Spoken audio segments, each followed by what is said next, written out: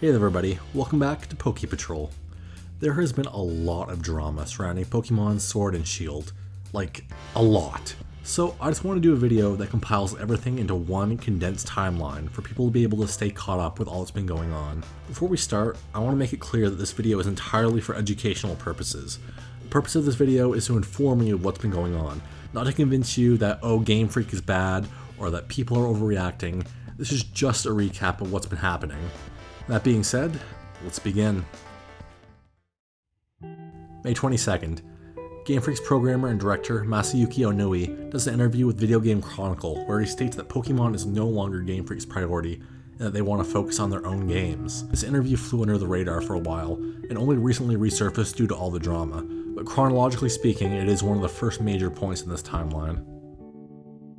May 28th. A press conference is held in Japan, which introduces Pokemon Home, a new cloud service which will allow players to transfer their Pokemon from 3DS, Pokemon Bank, Let's Go, and Pokemon Go, and send them to Pokemon Sword and Shield. June 5th. A Nintendo Direct was held which showcased gameplay for Pokemon Sword and Shield. This video showcased an open-world Pokemon game with multiplayer, raids, and much more.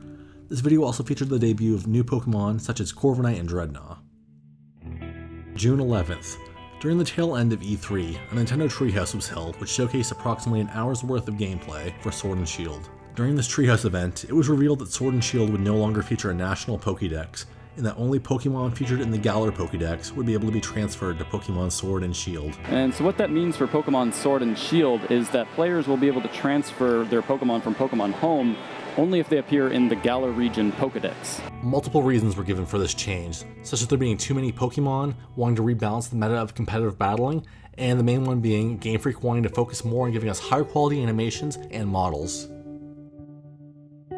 Immediately after this news broke, Pokemon fans took to Twitter to make their frustrations clear. Players were concerned that they may not be able to bring their favorite Pokemon to Galar. They were also confused as to the purpose of Pokemon Home, as it would essentially hold their Pokemon hostage if they couldn't transfer it to Sword and Shield, as it's not backwards compatible with Pokemon Bank, Let's Go, or Pokemon Go.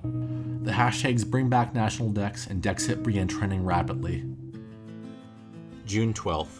In an interview with Famitsu, Game Freak Shigeru Omori claims that all the models in Sword and Shield were made from scratch. This interview later resurfaces on July 13th thanks to Polygon. In the weeks following the Nintendo Treehouse, Pokemon fans began to reanalyze the trailers for Sword and Shield and realized that things weren't as great as they had initially thought. The trailers contained low-effort attack animations for moves such as Double Kick. Pokemon like Wingull would just T-pose in the wild. Textures on objects like trees weren't up to standards for a Switch game, and animations were being directly recycled from Sun and Moon. Pokemon fans also began to compare the Sword and Shield animations to animations from much older Pokemon games, such as Pokemon Stadium and Pokemon Battle Revolution. Many people believe that the older games actually looked like they had more effort put into the animations than Sword and Shield. June 28th. Junichi Masuda, the producer of the Pokemon game franchise, released the following statement. Thank you to all of our fans for caring so deeply about Pokemon. Recently, I shared the news that some Pokemon cannot be transferred to Pokemon Sword and Pokemon Shield. I've read all your comments and appreciate your love and passion for Pokemon. Just like all of you, we are passionate about Pokemon, and each and every one of them is very important to us. After so many years of developing the Pokemon video games, this was a very difficult decision to make. I'd like to make one thing clear. Even if a specific Pokemon is not available in Pokemon Sword and Pokemon Shield, that does not mean it will not appear in future games. The world of Pokemon continues to evolve. The Galar region offers new Pokemon to encounter, trainers to battle, and adventures to embark on. We are pouring our hearts into these games, and we hope that you will look forward to joining us on this new journey. This made it clear that Game Freak was doubling down on the fact that the National Dex would not be featured in Sword and Shield, and they would not cave to the demands of fans. July 8th. A new trailer for Sword and Shield was released, which featured more new Pokemon. More drama arose from this trailer as many players claimed that the animation for the electric-type Pokemon Yamper was very lazy, especially after being promised higher quality animations in exchange for the National Dex being removed. In the following days, more and more animations from the video were further analyzed and scrutinized, as seen here.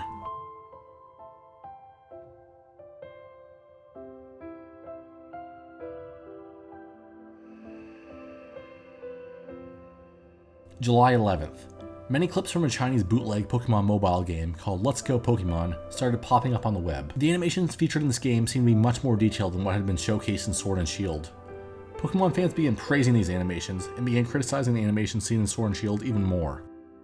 July 12th, a new TV spot for Sword and Shield was released. No new info about the games was released during this TV spot, other than the confirmation of a few returning Pokemon. More animations from this trailer were torn apart by Pokemon fans, such as Mantine's water splash and Charizard shooting fire out of his shoulder instead of his mouth. July 13th, the previously mentioned interview with Famitsu resurfaces.